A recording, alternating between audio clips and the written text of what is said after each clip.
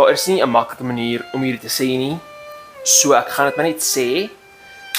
Ek het 'n verslawing aan Volcano-produkte. En nee, hier is nie gesponsor nie, ek like dit hulle goed. So laat ons begin met dit wat ek huidiglik gebruik. Ding ding ding.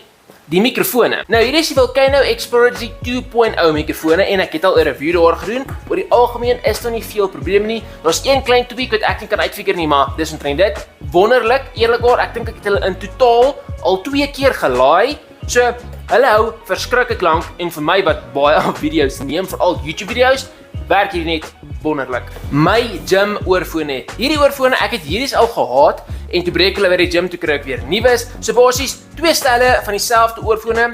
Batterylewe is goed. Hulle gaan omtrent so 2 weke sonder dat ek hulle hoef te charge, so dis great. Nou volgende het ons die Pisces 2.0 earphones. Hierdie goed het my gevat deur matriek. Ek het 2 pare gehad en ongelukkig is hulle nou stukkend. Nie hierdie goed se skuld nie. Dink dis net 'n user error want glo my ek het hulle baie gedra. Veral toe ek geleer het. En dan nou, die latest edition was hierdie Volcano 2-in-1 audio bundle. Ek het dit 2 dae terug gekry by Clicks vir R245 wat baie goedkoop was.